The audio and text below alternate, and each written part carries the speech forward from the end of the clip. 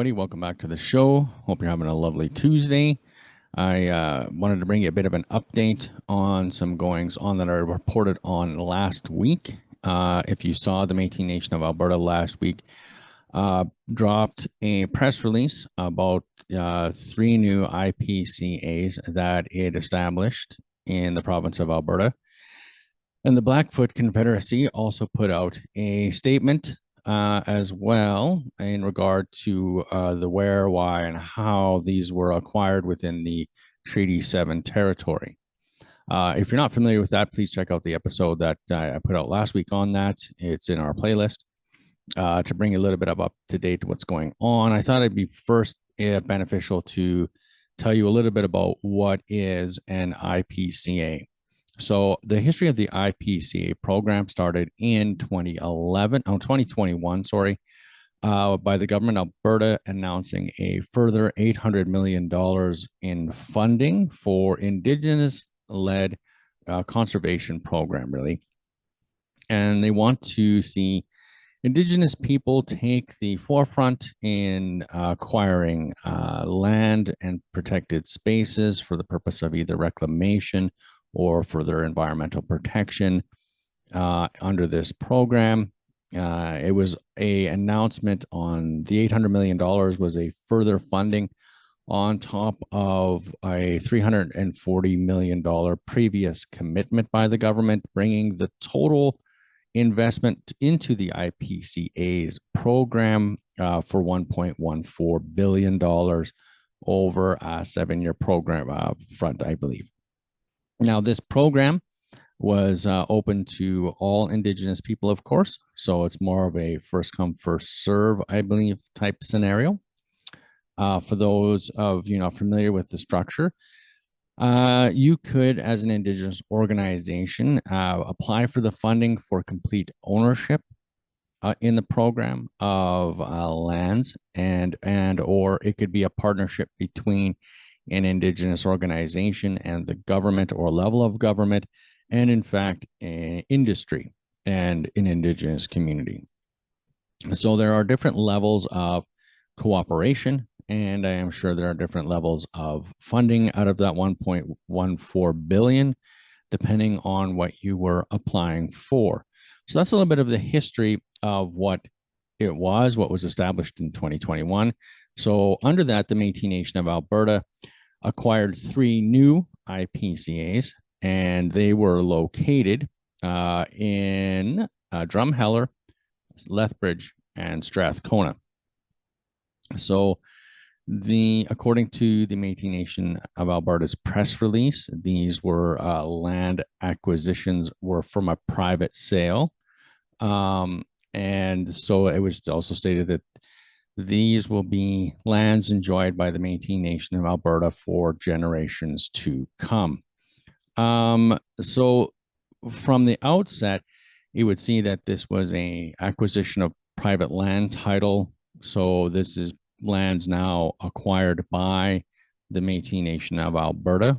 So they will hold the title to these lands, probably exclusively. It doesn't look like it is based on, again, this is an assumption based on the language, but this is now lands they entirely own and were funded to do so. So they got a grant, bought some land in 3 places largely within Treaty 7 territory.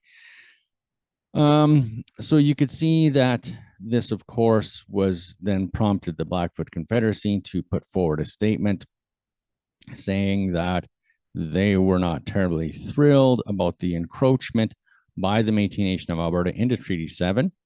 And, you can kind of see their point. Historically, the Metis Nation has lost a court case about their claim and rights holding stake, I guess, in the Treaty 7 territory. And so the Blackfoot felt that if there was going to be the transfer of land by or via a federal funds to an Indigenous organization as the treaty partner, they should have been consulted, of which they weren't. So if you look at the press release that the Metis Nation of Alberta put out, they state that really, if the Blackfoot were interested in doing an IPCA, that the government funding was there for everybody and that they should have stepped up to the table and pretty much taken advantage of the program, much like the Metis Nation of Alberta did. And to a degree, I would say that's fair. I would say the language being used in the press release is a little bit like throwing shade at someone for saying, well, if you'd only been quicker off the mark like we would, or more invested in the programs like we were, hey, you might not have been left out in the cold. So sorry about your luck. And if you wish to be involved, by all means, pick up the phone, give us a call, and we can have a chat about it. So, not exactly any kind of, I don't know, reconciliation in that tone, not a lot of open door in that tone that I can see. You might take it differently. That's just how I would feel if someone sent me a letter that said basically that. Now, I know that the Metis Nation of Alberta and the Blackfoot do have a bit of a long-standing beef. Like I said in the last episode, that they have the Alberta Métis have lost a court case, and so in the Treaty 7 area, this then kind of muddies the water in that who now is a stakeholder, because the Métis Nation of Alberta now owns Indigenous land under their control for the purpose of conservation, preservation. Obviously, they've stated cultural practice and cultural enjoyment on these lands. So does this now make the Métis Nation of Alberta a stakeholder, land stakeholder in Treaty 7? That's going to be an interesting discussion. I could see why the Blackfoot would be upset about that, the lack of consultation about that, the transfer of lands for the purpose of conservation to someone else other than them, without a discussion, without consideration, or even the heads up to say, hey, this is what's going to go on. This is what we've applied for within your treaty territory. But that is nothing new for the relationship, really, between Métis people and First Nations communities across Canada. We've long seen Métis nations and in Canada apply for and or use both industry and or federal funds to push their own agenda without much regard how it would impact any other communities.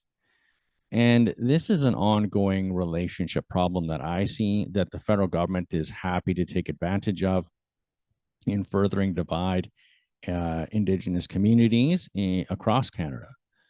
You know, that we have so little regard for each other in trying to collab on projects to get on the same side of the table against the federal government's ongoing process of assimilation and its desire to reduce fiduciary responsibility to all Indigenous people, that we seem to trip over dollars to advance our own agendas and push our own ideologies without regard for impact on our other First Nations relations is short-sighted. I mean, the federal government's whole response to this is going to be to wanting to make, you know, Section 35 of the Constitution a big hollow section of which it never has to deliver anything to anybody.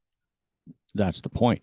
So while I'm not upset totally that the Métis Nation of Alberta has acquired land and is the steward of land, that seems fine by me. That doesn't bother me at all.